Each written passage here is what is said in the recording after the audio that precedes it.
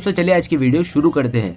दोस्तों वीडियो शुरू करने से पहले मैं आपको एक बात बता दूं कि आपने अभी तक हमारे इस चैनल को सब्सक्राइब नहीं किया हो तो नीचे पर आपको ग्रीन बटन में सब्सक्राइब करके लिखा रहा होगा, इसके ऊपर क्लिक कर लीजिए और साइड में नोटिफिकेशन बेल भी आएगा, उसको भी क्लिक कर लें ताकि आपको मिल सके हमारे अगले वीडियो की नोटिफिकेशन सबसे पहले और आप कुछ नया नया सीख सके।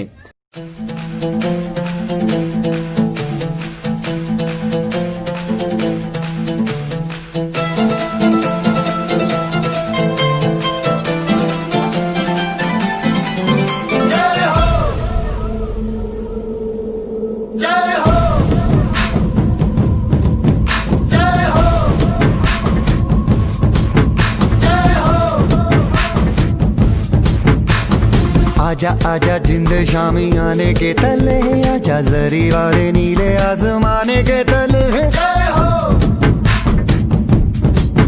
जय हो। आजा आजा जिंद शामी आने के तले, आजा जरी वाले नीले आसमाने के तले। जय हो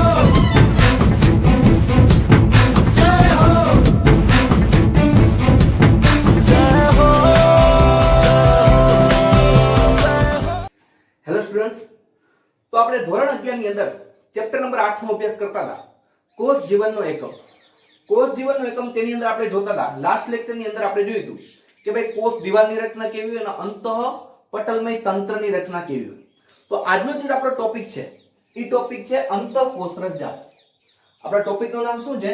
અંતઃકોષરસ જાળ, જેને ઇંગ્લિશમાં કહેવામાં આવે છે એન્ડોપ્લાઝમિક રેટિક્યુલમ। અંતઃકોષરસ જાળને ઇંગ્લિશમાં કહેવામાં આવે છે એન્ડોપ્લાઝમિક રેટિક્યુલમ અને એનું શોર્ટમાં નામ શું છે? તો કે ભાઈ એને ER તરીકે ઓળખાય, એન્ડોપ્લાઝમિક નો E, રેટિક્યુલમ નો R, તો શોર્ટ નેમ ER તરીકે પણ ઓળખાય। હવે આપણે જોઈએ કે આપણા મગજમાં ક્વેશ્ચન થવો જોઈએ કે અંતઃકોષરસ જાળ શું છે? તો આપણે જ્યારે સુકોષ કેન્દ્રીય કોષની રચના જોતા હતા ત્યારે આપણે જોયું કે જે કોષની અંદરની રચનાઓ છે તેને અંગિકાઓ કહેવાય। ઈ અંગિકાઓમાંની એક અંગિકા અંતઃકોષરસ જાળ। તો આ અંતઃકોષરસ જાળ કેવી હોય? તો આપણે જેમ કે જોઈ ગયા આપણે ફરીથી જોઈએ, માનો કે આ કોષનું ફરતે આવેલું કોષરસ પટલ છે, કોષની ફરતે આવેલું કોષરસ પટલ છે। આ કોષરસ પટલમાં વચ્ચે શું આવેલું હોય? તો કે ભાઈ વચ્ચે છે કોષ કેન્દ્ર આવેલું હોય। આ રીતના આપણે જોઈએ વચ્ચે શું આવેલું હોય? કોષ કેન્દ્ર। કોષ કેન્દ્રને ફરતે કોષ કેન્દ્ર પટલ હોય, એને જ સુકોષ કેન્દ્રીય કોષ કહેવાય। તો કોષ કેન્દ્રને ફરતે શું આવેલું હોય છે? કોષ કેન્દ્ર પટલ, બરાબર છે। તો આપણે જોઈએ કે સુકોષ કેન્દ્રીય કોષમાં જ શું હોય છે? અંતઃકોષરસ જાળ હોય છે। આદિકોષ કેન્દ્રીય કોષ એટલે કે પ્રોકેરિયોટિક કોષની અંદર અંતઃકોષરસ જાળ જોવા મળતી નથી। અંતઃકોષરસ જાળ માત્ર કેમાં જોવા મળે? તો કે સુકોષ કેન્દ્રીય કોષમાં જ જોવા મળે। આપણે લખીએ કે અંતઃકોષરસ જાળ કેમાં જોવા મળશે? સુકોષ કેન્દ્રીય કોષ, એટલે કે સુકોષ કેન્દ્રીય કોષની અંદર જોવા મળે, જ્યારે આદિકોષ કેન્દ્રીય કોષ જેને આપણે બીજું શું કહીએ છીએ? પ્રોકેરિયોટિક કોષ। આ આદિકોષ કેન્દ્રીય કોષ છે પ્રોકેરિયોટિક કોષ, તેની અંદર આ અંતઃકોષરસ જાળ જોવા મળતી નથી। તો આપણે જોઈએ કે આપણે પછી અંતઃકોષરસ જાળ તો કેની અંદર હોય? તો કે કોષની અંદર હોય। કોષની અંદર આપણે જોઈ ગયા હતા આ રીતના અંતઃકોષરસ જાળ છે એ આ કોષ કેન્દ્ર પટલથી આ રીતના નીકળીને આ રીતના શું હોય છે? કોષરસમાં આપણે જોઈ શકીએ છીએ કોષરસમાં શું હોય છે?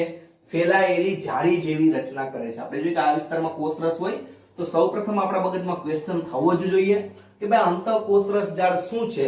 તો કે અંતઃકોષરસ જાળ એટલે કે કોષ કેન્દ્ર પટલમાંથી એક જાળી જેવી રચના કોષરસમાં પથરાયેલી છે, એટલા માટે જ એક જાળી જેવી રચના કરે એટલે જાળ નામ આપ્યું। કેમાં? તો કે કોષરસમાં, એટલે શું નામ આપી દીધું? કોષરસ જાળ। કેની અંદર? કોષની અંદર, એટલે અંતઃકોષરસ જાળ એવું નામ એને આપવામાં આવ્યું છે। ફરીથી રિપીટેશન કરું છું, અંતઃકોષરસ જાળ ક્યાં હોય? તો કે આ જે કોષ છે કોષની અંદર હોય એટલે અંતઃ શબ્દ લાગે, અંદર કોષરસમાં જાળી જેવી રચના કરે એટલે નામ શું પાડ્યું છે? અંતઃકોષરસ જાળ તરીકે ઓળખવામાં આવે છે। બીજા નંબરમાં વિદ્યાર્થી મિત્રો જોઈએ કે આ અંતઃકોષરસ જાળ છે તો આપણે લખી શકીએ કે જ્યારે ઇલેક્ટ્રિક માઇક્રોસ્કોપનો અભ્યાસ કર્યો, ઇલેક્ટ્રિક માઇક્રોસ્કોપથી અભ્યાસ કર્યો, ઇલેક્ટ્રિક માઇક્રોસ્કોપ, આ જે ઇલેક્ટ્રિક માઇક્રોસ્કોપ છે તેમાં જ્યારે અભ્યાસ કર્યો ત્યારે ખબર છે કેમાં હોય તો કે સુકોષ કેન્દ્રીય કોષમાં. તો સુકોષ કેન્દ્રીય કોષમાં સમગ્ર કોષરસમાં. કેમાં તો કે સુકોષ કેન્દ્રીય કોષમાં. સુકોષ કેન્દ્રીય કોષમાં. ક્યાં તો કે સમગ્ર કોષરસમાં. આપણે લખી સમગ્ર કોષરસમાં.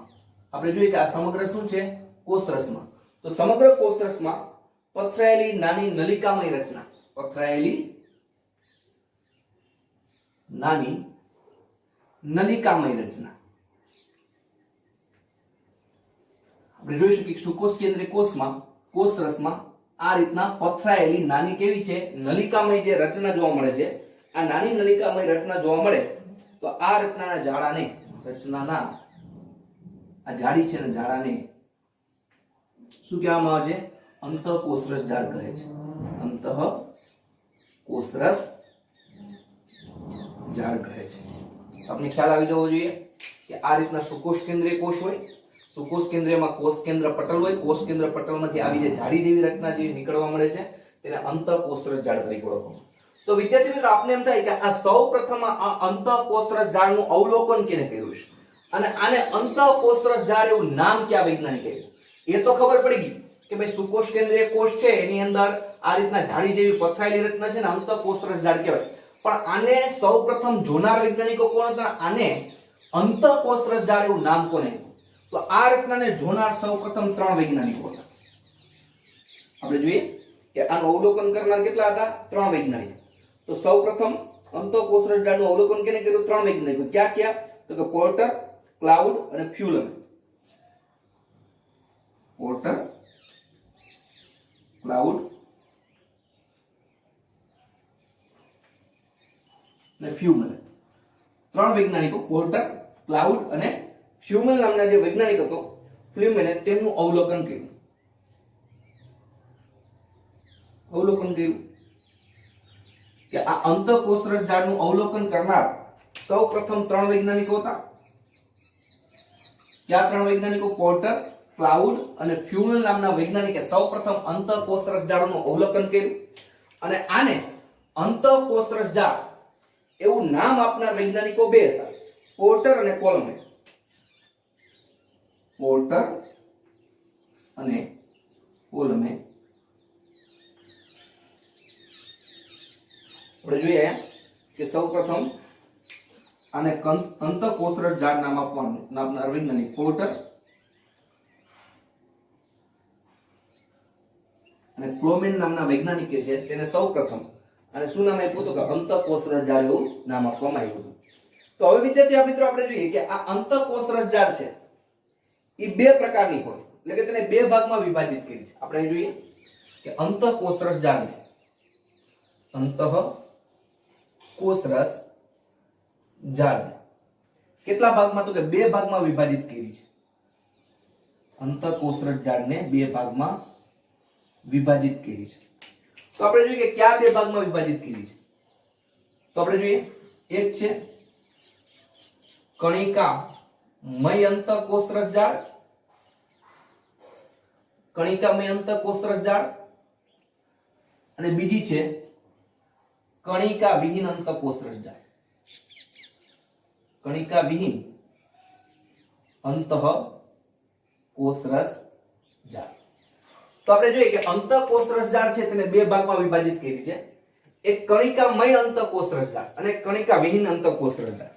આ કણિકામય અંતઃકોષરસ જાળ છે ને બીજું ખરબચડી અંતઃકોષરસ જાળ પણ કહેવાય. કેવી કહેવાય? ખરબચડી અંતઃકોષરસ જાળ. અને આ કણિકા વિહીન અંતઃકોષરસ જાળ છે ને બીજું લીસી અંતઃકોષરસ જાળ પણ કહેવાય. તો વિદ્યાર્થી મિત્રો આ અંતઃકોષરસ જાળને કેટલા ભાગમાં વિભાજિત કરેલી છે તો કે 2 ભાગમાં. કઈ રીતે? એક કણિકામય અંતઃકોષરસ જાળ અથવા એને ખરબચડી અંતઃકોષરસ જાળ પણ કહેવાય. ખરબચડી એટલે રફ. રફ એટલે શું કહેવાય? ખરબચડી. તો બીજું કહેવાય રફ એન્ડોપ્લાઝમિક રેટિક્યુલમ. એટલે ઇંગ્લિશમાં શોર્ટ નેમ તરીકે ERER. Rough endoplasmic reticulum. અને આ કણિકામય વિહીન અંતઃકોષરસ જાળ છે તે કેવી? લીસી હોય. લીસી એટલે એકદમ સ્મૂથ. તો એનું બીજું નામ છે SER. મતલબ કે smooth endoplasmic reticulum. Endoplasmic reticulum અંતઃકોષરસ જાળનું નામ છે. પણ કણિકામય હોય એટલે કે તે ખરબચડી હોય તો રફ એન્ડોપ્લાઝમિક રેટિક્યુલમ ER ઘણીવાર નીટમાં શોર્ટ નેમ પૂછાય છે. અને કણિકા વિહીન અંતઃકોષરસ જાળ એટલે કે લીસી તો SER એટલે કે સ્મૂધ એન્ડોપ્લાઝમિક રેટિક્યુલમ તરીકે ઓળખવામાં આવે છે. તો હવે આપણે જોઈએ કણિકામય અંતઃકોષરસ જાળ કેને કહેવાય કે અંતઃકોષરસ જાળના જેટલા વિસ્તારો પર રિબોઝોમ્સ આવેલા, માનો કે આની ઉપર આ રીતના રિબોઝોમ્સ આવેલા હોય તો આપણે જોઈએ કે અંતઃકોષરસ જાળ છે એમાં અતિ અંતઃકોષરસ જાળમાં શું આવેલા છે? રિબોઝોમ આવેલા છે. તો અંતઃકોષરસ જાળ ઉપર રિબોઝોમ આવેલા હોય એટલે એ કેવી થઈ જાય? ખરબચડી સપાટી થઈ જાય. અંતઃકોષરસ જાળ ઉપર રિબોઝોમ્સ ચોટેલા હોય એટલે કેવી થઈ જાય? ખરબચડી રચના થઈ જાય. એટલે એને કેવી કહેવાય? કણિકામય અંતઃકોષરસ જાળ. કણિકામય અંતઃકોષરસ જાળ. તો આપણે જોઈએ કે અંતઃકોષરસ જાળ કેને કહેવાય? તો એમાં કણિકામય અંતઃકોષરસ જાળ કેને કહેવાય? કે અંતઃકોષરસ જાળના અંતઃકોષરસ જાળના જે વિસ્તારમાં રિબોઝોમ્સ ચોટેલા હોય, રિબોઝોમ્સ ચોટેલા હોય તેટલા વિસ્તારને કેવી કહેવાય? RER શોર્ટ નેમ લખું છું, રફ એન્ડોપ્લાઝમિક રેટિક્યુલમ કહે છે. તો અંતઃકોષરસ જાળ, આ અંતઃકોષરસ જાળમાં જેટલા વિસ્તાર ઉપર, જેટલી અંતઃકોષરસ જાળ ઉપર રિબોઝોમ્સ ચોટેલા હશે એટલી અંતઃકોષરસ જાળને કણિકામય અંતઃકોષરસ જાળ કહેવાય. એટલે આપણે શોર્ટમાં લખી શકીએ ઇંગ્લિશમાં કે રફ એન્ડોપ્લાઝમિક રેટિક્યુલમ તરીકે તેને ઓળખવામાં આવે છે. તો હવે આપણે જોઈએ કે કણિકા વિહીન અંતઃકોષરસ જાળ તરીકે કેને ઓળખવામાં આવે? તો આપણે કહી શકીએ કે રિબોઝોમની ગેરહાજરીને કારણે આપણે લખી નાખીએ કે રિબોઝોમ્સની ગેરહાજરીના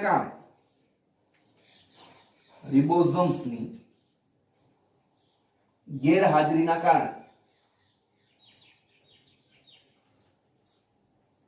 તે સપાટી એટલે કે તે અંતઃકોષરસ જાળ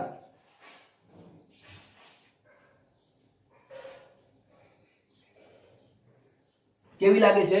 તો કે ભાઈ કણિકા વિહીન અંતઃકોષરસ જાળ લાગે છે. આપણે જોઈએ કે અહીંયા જેટલા વિસ્તારની અંદર રિબોઝોમ્સ ચોટેલા નથી તો રિબોઝોમ્સની ગેરહાજરીને કારણે અંતઃકોષરસ જાળ છે તે કેવી લાગે? લીસી લાગે. એટલે તેને કેવી અંતઃકોષરસ જાળ કહેવાય? SER મતલબ કે સ્મૂથ એન્ડોપ્લાઝમિક રેટિક્યુલમ તરીકે ઓળખવામાં આવે છે. તો વિદ્યાર્થી મિત્રો તમે જોઈ શકો છો કે આટલો વિસ્તાર છે, અહીંયા આટલો વિસ્તાર, આ વિસ્તારની અંદર અંતઃકોષરસ જાળ છે પણ એની પર રિબોઝોમ્સ ચોટેલા નથી. એટલે આ જે કણિકાનો વિસ્તાર એટલે આ અંતઃકોષરસ જાળનો વિસ્તાર છે એને કેવું કહેવાય? Rough endoplasmic reticulum. બરાબર, સોરી આપણે સ્મૂથ એન્ડોપ્લાઝમિક રેટિક્યુલમ. આને કેવું કીધું હતું? Rough endoplasmic reticulum. આને કેવું કહેવાશે? Smooth endoplasmic reticulum. બરાબર છે. ફરીથી એક વખત રિપીટેશન કરીએ આપણે એટલે આપણે આગળ ખ્યાલ આવે કે અહીં શું કરવાનું છે. આપણે જોઈએ તેની અંદર પહેલા અંતઃકોષરસ જાળ, જેને ઇંગ્લિશમાં બીજું શું કહેવાય? તો કે એન્ડોપ્લાઝમિક રેટિક્યુલમ, ER તરીકે ઓળખાય. તો સૌપ્રથમ આપણા મગજમાં ક્વેશ્ચન થાય કે ભાઈ અંતઃકોષરસ ક્યાં જોવા મળે? તો આપણે બે કોષો જોયા હતા, એક સુકોષ કેન્દ્રીય કોષ ને એક આદિકોષ કેન્દ્રીય કોષ. તો સુકોષ કેન્દ્રીય કોષ હોય એટલે કે જેમાં કોષ કેન્દ્રની ફરતે પટલ હોય એવા કોષમાં અંતઃકોષરસ જાળ હોય. આદિકોષ કેન્દ્રીયમાં અંતઃકોષરસ જાળ હોતી નથી. તો આ અંતઃકોષરસ જાળ એટલે તો કે ભાઈ જેને ઇલેક્ટ્રિક માઇક્રોસ્કોપ થી અભ્યાસ કર્યો તો એને જોયું કે આ જે સુકોષ કેન્દ્રીય કોષ હતો એના સમગ્ર કોષરસમાં એક નલિકા જેવી રચના ફેલાયેલી હતી, એક નલિકામય રચના ફેલાયેલી હતી જેને શું કહેવામાં આવે છે? અંતઃકોષરસ જાળ તરીકે ઓળખાય. તો આપણે થાય કે સૌપ્રથમ આનું અવલોકન કયા વૈજ્ઞાનિકે કર્યું છે અને આને અંતઃકોષરસ જાળ એવું નામ કેને આપ્યું છે? તો આનું અવલોકન છે, એનો અભ્યાસ પહેલા ત્રણ વૈજ્ઞાનિકે કર્યો, પોર્ટર, ક્લાઉડ અને ફ્યુલમેન નામના વૈજ્ઞાનિકે અવલોકન કર્યું. પણ આ છે ને અંતઃકોષરસ જાળ એવું નામ આપનાર વૈજ્ઞાનિક બે હતા, પોર્ટર અને કોલમેને તેને સૌપ્રથમ અંતઃકોષરસ જાળ એવું નામ આપ્યું. હવે આપણે જોઈએ કે અંતઃકોષરસ જાળ છે ને બે ભાગમાં વિભાજિત કર્યા છે. ક્યાં કે બે ભાગમાં? એક કણિકામય અંતઃકોષરસ જાળ જેને ખરબચડી અંતઃકોષરસ જાળ કહેવાય અને ઇંગ્લિશમાં રફ એન્ડોપ્લાઝમિક રેટિક્યુલમ પણ કહેવાય.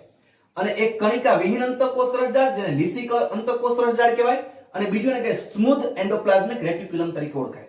તો કેને RER રફ એન્ડોપ્લાઝમિક રેટિક્યુલમ કહેવાય અને કેને SER એટલે કે સ્મૂથ એન્ડોપ્લાઝમિક રેટિક્યુલમ તરીકે ઓળખવામાં આવે છે. તો આપણે જોયું કે ભાઈ જે અંતઃકોષરસ જાળમાં અંદર અને બહારની તરફ શું આવેલા હોય કે રિબોસોમ્સ ચોટેલા હોય, જે અંતઃકોષરસ જાળમાં વિસ્તારમાં અંતઃકોષરસ જાળના જેટલા વિસ્તારમાં અંદર અને બહારની બાજુ રિબોસોમ્સ ચોટેલા હોય તેને કણિકામય અંતઃકોષરસ જાળ અથવા તો રફ એન્ડોપ્લાઝમિક રેટિક્યુલમ અથવા ખરબચડી અંતઃકોષરસ જાળ કહેવાય. તો લિસિકન કણિકા વિહીન અંતઃકોષરસ જાળ કેને કહેવાય? તો અંતઃકોષરસ જાળના જે વિસ્તારમાં રિબોસોમ ન આવેલા તેને કારણે તે સપાટી લીસી લાગે એટલે એને શું કહેવાય? તો કે કણિકા વિહીન અંતઃકોષરસ જાળ અથવા લીસી અંતઃકોષરસ જાળ અથવા SER સ્મૂથ એન્ડોપ્લાઝમિક રેટિક્યુલમ તરીકે તેને ઓળખવામાં આવે છે. હવે વિદ્યાર્થી મિત્રો આપણે જોઈએ કે આપણે જોઈ ગયા કે અંતઃકોષરસ જાળ છે તેના બે પ્રકાર જોયા. હવે એવા કણિકામય અંતઃકોષરસ જાળ શું કામ કરે અને કણિકા વિહીન અંતઃકોષરસ જાળ શું કામ? તો કણિકામય અંતઃકોષરસ જાળ છે તે પ્રોટીનનું સંશ્લેષણ અને સ્ત્રાવમાં સક્રિય ભાગ ભજવે છે. શું કરે છે? પ્રોટીનનું સંશ્લેષણ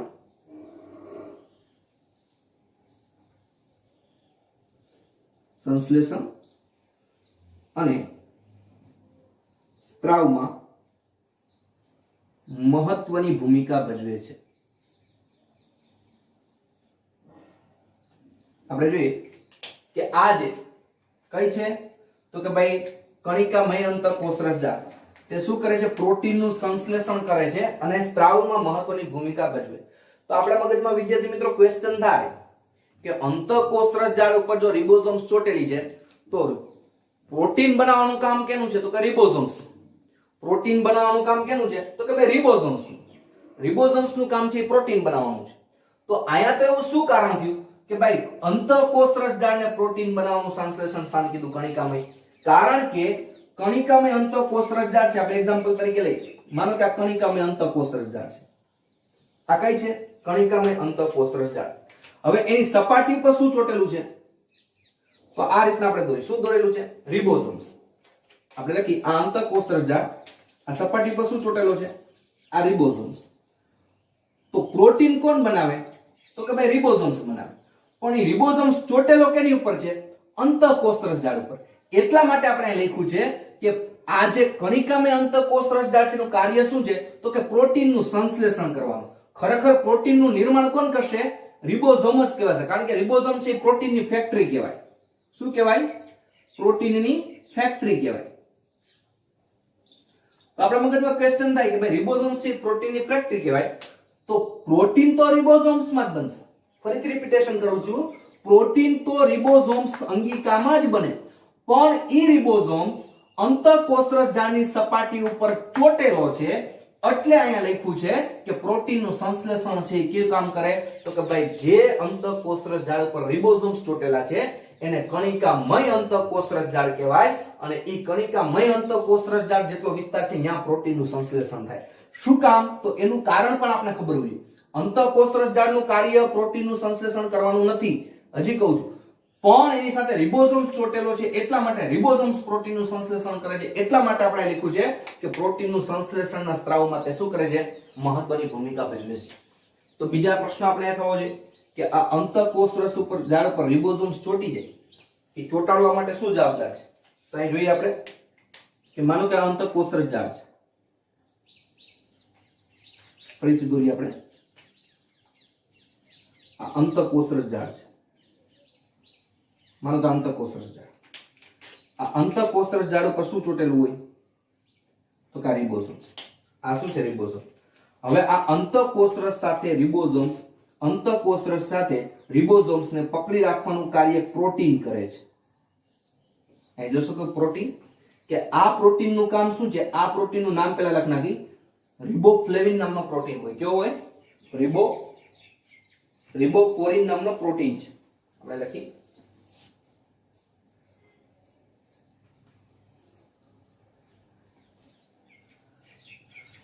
આ પ્રોટીન કયો છે? રિબોફ્લોરિન. આ રિબોફ્લોરિન નામનો જે પ્રોટીન છે તે રિબોસોમ્સને અંતઃકોષરસ જાળ સાથે શું કરે છે? જોડી રાખવામાં કાર્ય કરે છે. વિદ્યાર્થી મિત્રો આવું આપણે નીટમાં ખાસ યાદ રાખવાનું. આપણી બુક્સમાં આ બધું ન હોય, બરાબર છે? આવી વસ્તુ આપણે નીટમાં ખાસ મગજ રાખવાનો છે કે ભાઈ જે અંતઃકોષરસ જાળ છે તેની સપાટી ઉપર આ રિબોઝોમ્સ ચોટેલા છે, એ રિબોઝોમ્સ છે અંતઃકોષરસ જાળ સાથે જોડાયેલી, એના માટે એક પ્રોટીન જવાબદાર છે. એ પ્રોટીનનું નામ શું છે? તો કે રિબોફ્લોરિન નામનું જે પ્રોટીન છે તે એના માટે જવાબદાર છે, જે અંતઃકોષરસ જાળને રિબોઝોમ્સ સાથે ચોટાડી રાખવામાં મદદ કરે છે. તો હવે અહીં આપણે જોયું કે ભાઈ કણિકામય અંતઃકોષરસ જાળ. હવે આપણે જોઈએ કે ભાઈ કણિકા વિહીન અંતઃકોષરસ જાળનું કામ શું છે. આપણે કણિકામય અંતઃકોષરસ જાળનું ખબર પડી. તો કણિકામયનું કામ શું કામ છે? તો કે તેનું કામ છે લિપિડનું સંશ્લેષણ કરવાનું મુખ્ય સ્થાન છે. યાદ રાખવાનું, લિપિડનું સંશ્લેષણ કરવાનું મુખ્ય કાર્ય છે અથવા મુખ્ય સ્થાન છે. જો બેમાં તફાવત. કણિકામય અંતઃકોષરસ જાળ, બરોબર છે, કેવી કણિકામય અંતઃકોષરસ જાળ, એનું કામ શું છે? તો કે પ્રોટીનનું સંશ્લેષણ કરવાનું. શું કામ એ આપણે ખબર છે. પ્રોટીનનું સંશ્લેષણ તો રિબોઝોમ્સમાં જ થાય, પણ રિબોઝોમ્સ છે અંતઃકોષરસ જાળ ઉપર ચોટેલી છે એટલે. અને બીજું સ્ત્રાવ કરવાનું. જ્યારે કણિકા વિહીન અંતઃકોષરસ જાળનું કામ શું છે? તો કે લિપિડનું નિર્માણ કરવાનું. આવી બધી વિદ્યાર્થી મિત્રો નાની નાની બાબતો તમારે નીટમાં ફોકસ કરવાની છે, બરાબર છે, કે ભાઈ લિપિડનું સંશ્લેષણ છે અંતઃકોષરસમાં ક્યાં થાય? શોર્ટ નેમ પણ આપ્યું હોય, ACR, RER, પછી અહીંયા આપણે બરાબર છે RER, ACR માં આપણે ACR નો થઈ જાય, બરાબર છે, ધ્યાન રાખવાનું. કારણ કે ACR નો મતલબ ખબર હોય છે, સ્મૂધ એન્ડોપ્લાઝમિક રેટિક્યુલમ, અને RER એટલે કે તો કે ભાઈ રફ એન્ડોપ્લાઝમિક રેટિક્યુલમ. એટલા માટે લિપિડનું સંશ્લેષણ કોણ કરે છે? ACR, મતલબ કે સ્મૂધ એન્ડોપ્લાઝમિક રેટિક્યુલમ છે તે લિપિડના સંશ્લેષણના કાર્ય સાથે સંકળાયેલું છે. તો આપણે બીજું જોઈએ કે પ્રાણી કોષમાં સ્ટીરોઇડ અંતઃસ્ત્રાવ જેવા લિપિડનું સંશ્લેષણ કરે. પ્રાણી કોષમાં આપણે જોઈએ, પ્રાણી કોષમાં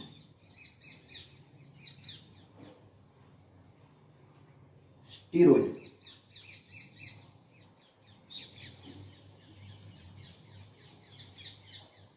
સ્ટીરોઇડ્સ જેવા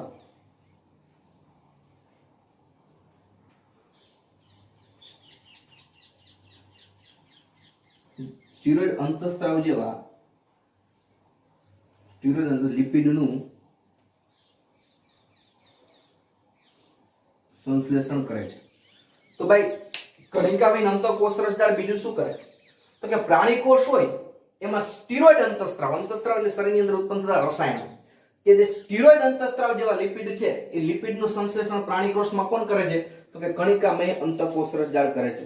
તો આપણે જોઈએ કે સ્ટીરોઇડ એટલે કે જેની પાછળ સ્ટેરોન આવતું હોય, જેની પાછળ શું આવતું હોય? સ્ટેરોન શબ્દ આવતો હોય, એ બધા સ્ટીરોઇડ અંતઃસ્ત્રાવ કહેવાય. જેમ કે પ્રોજેસ્ટેરોન તમારા આવશે 12માં, પછી જેમ કે ટેસ્ટોસ્ટેરોન, તો પ્રોજેસ્ટેરોન છે, ટેસ્ટોસ્ટેરોન છે, જેની પાછળ સ્ટેરોન શબ્દ આવતો હોય એવા બધા સ્ટીરોઇડ અંતઃસ્ત્રાવ કહેવાય. જે લિપિડ એટલે કે સ્ટીરોઇડ જેવા અંતઃસ્ત્રાવ જેવા લિપિડનું પણ સંશ્લેષણ ક્યાં કરે છે? કણિકા વિહીન અંતઃકોષરસ જાળમાં થાય, પણ કયા કોષમાં? પ્રાણી કોષમાં. બરોબર છે, આ વસ્તુ આપણે મગજમાં રાખવાની છે.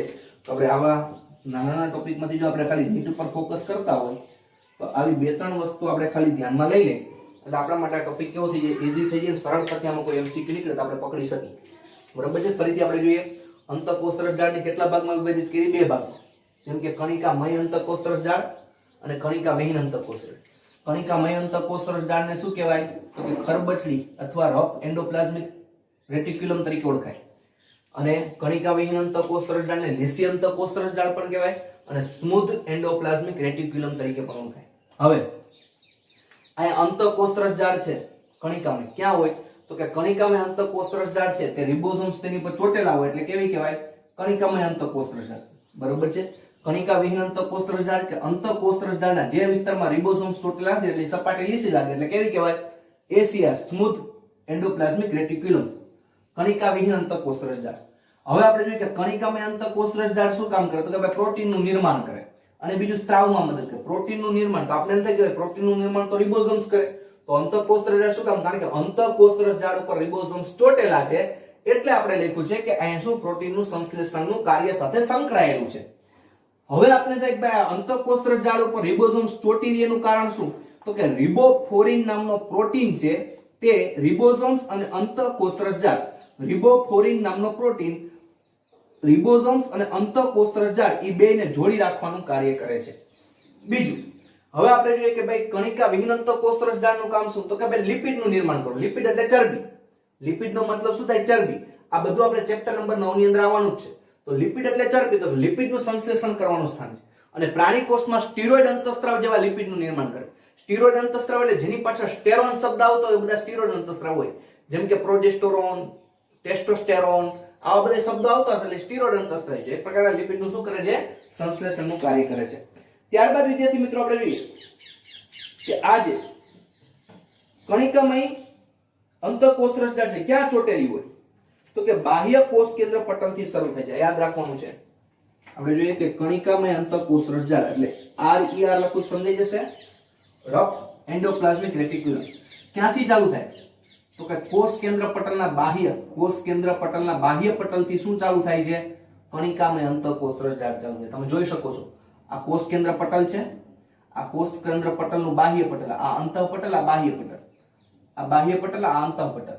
તો આ કોષ કેન્દ્ર પટલ છે એનું આ બાહ્ય પટલ છે.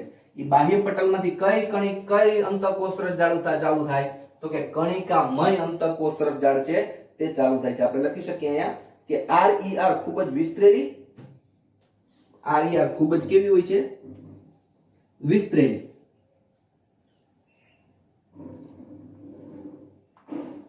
વિસ્તરેલી અને બાહ્ય કોષ કેન્દ્ર પટલથી શરૂ થાય છે. આ બધી વસ્તુ મગજમાં રાખવાની. તો તમે જોઈ શકો છો આ મોટા ભાગનો વિસ્તાર તો કેનો છે? કણિકામય અંતઃકોષરસ જાળનો છે. એટલે કે તે ખૂબ જ વિસ્તરેલી હોય. અને બીજું ક્યાં ચાલુ થાય? તો કે આ કોષ કેન્દ્ર પટલનું અંદરનું પટલ કે બાહ્ય પટલ. તો કોષ કેન્દ્ર પટલના બાહ્ય પટલથી તે શું થાય છે? એની શરૂઆત થાય છે. તો વિદ્યાર્થી મિત્રો આ વાત થઈ કેની? અંતઃકોષરસ જાળ, જેને આપણે બીજું કહેવામાં આવે છે એન્ડોપ્લાઝમિક રેટિક્યુલમ. બરોબર છે? એકદમ ઈઝી ટોપિક છે. આમાંથી જો કઈ નીટનું પૂછે તો આપણે જાવો માર્ક જવું જોઈએ નહીં. એ આપણે ખાસ ધ્યાન રાખવાનું છે જો NCERT બેઝ ઉપર હોય તો. બરોબર છે? તો આ વાત થઈ અંતઃકોષરસ જાળ. ફરીથી ક્વિક રિવિઝન. અંતઃકોષરસ જાળ જેને એન્ડોપ્લાઝમિક રેટિક્યુલમ ER કહેવાય. કેમાં જોવા મળે? તો કે સુકોષ કેન્દ્રીય કોષમાં હોય. તો આ અંતઃકોષરસ જાળ શું છે? તો કે ભાઈ સુકોષ કેન્દ્રીય કોષમાં આખા કોષરસમાં પથરાયેલી નાની નલિકામય રચના છે જેને શું કહેવાય? અંતઃકોષરસ જાળ કહેવાય, જે ઇલેક્ટ્રિક માઇક્રોસ્કોપમાં જોવામાં આવી હતી. તો આનું અવલોકન સૌપ્રથમ કેને કર્યું? તો કે પોર્ટર, ક્લાઉડ અને ફ્લ્યુમેન નામના વૈજ્ઞાનિકે કર્યું. પણ આને અંતઃકોષરસ જાળ એવું નામ કેને આપ્યું? તો કે પોર્ટર અને ફ્લ્યુમેને નામ આપ્યું. પછી અંતઃકોષરસ જાળને કેટલા ભાગમાં વિભાજિત કરી? 2 ભાગમાં. કણિકામય અંતઃકોષરસ જાળ, જેને બીજું ખરબચડી અંતઃકોષરસ જાળ અને રફ એન્ડોપ્લાઝમિક રેટિક્યુલમ પણ કહેવાય. બીજું કયું? તો કે કણિકા વિહીન અંતઃકોષરસ જાળ, જેને લીસી અંતઃકોષરસ જાળ અથવા ACR સ્મૂથ એન્ડોપ્લાઝમિક રેટિક્યુલમ કહેવાય. તો કણિકામય અંતઃકોષરસ જાળ ક્યાં નીકળે? તો કે જે અંતઃકોષરસ જાળના જે વિસ્તારમાં રિબોસોમ્સ સપાટી પર અંદર ને બહાર બાજુ રિબોસોમ્સ ચોટેલા હોય તેને શું કહેવાય? RER રફ એન્ડોપ્લાઝમિક રેટિક્યુલમ કહેવાય. તે શું કામ કરે? તો કે ભાઈ પ્રોટીનનું સંશ્લેષણ કરે અને મહત્વની ભૂમિકા ભજવે. પ્રોટીનનું સંશ્લેષણ શું કામ? અંતઃકોષરસ જાળ પોતે નહીં પણ એની પર જે રિબોસોમ્સ ચોટેલા છે એ પ્રોટીન બનાવે. એટલા માટે કીધું છે કે અંતઃકોષરસ જાળનું કાર્ય પ્રોટીનનું સંશ્લેષણ કરવાનું છે. તો આપને એમ થાય કે અંતઃકોષરસ જાળ ઉપર રિબોસોમ્સ ચોટેલા છે એના માટે શું જવાબદાર? તો કે રિબોફ્લોવિન નામનો પ્રોટીન છે જે રિબોસોમને અંતઃકોષરસ જાળ સાથે જોડે. આ RER ક્યાંથી ચાલુ થાય? તો કે ભાઈ ખૂબ જ વિસ્તરાયેલી છે. અને બીજું તો કે કોષ કેન્દ્ર પટલ હોય એના બાહ્ય પટલથી શું ચાલુ થાય છે? કણિકામય અંતઃકોષરસ જાળ. હવે કણિકા વિહીન અંતઃકોષરસ જાળ કે જ્યાં રિબોસોમ્સ ચોટેલા ન હોય તેને શું કહેવાય? કણિકા વિહીન અંતઃકોષરસ જાળ, ACR સ્મૂથ એન્ડોપ્લાઝમિક રેટિક્યુલમ. તે શેનું કામ કરે? તો કે લિપિડનું નિર્માણ કરે. લિપિડ એટલે ચરબી. લિપિડનું નિર્માણ કરે. અને બીજું જો પ્રાણી કોષ હોય તો સ્ટેરોઇડ અંતઃસ્ત્રાવ જેવા લિપિડનું સંશ્લેષણ કરે. સ્ટેરોઇડ એટલે જેની પાસે સ્ટેરોન લાગતું હોય એ બધા સ્ટેરોઇડ અંતઃસ્ત્રાવ કહેવાય. તો આ વાત થઈ અંતઃકોષરસ જાળ. નેક્સ્ટ લેક્ચરની અંદર વિદ્યાર્થી મિત્રો આપણે અભ્યાસ કરશું ગોલ્ગી વિશે. તો લેક્ચર અહીં સુધી રાખી. ઓકે વિદ્યાર્થી મિત્રો, થેન્ક યુ.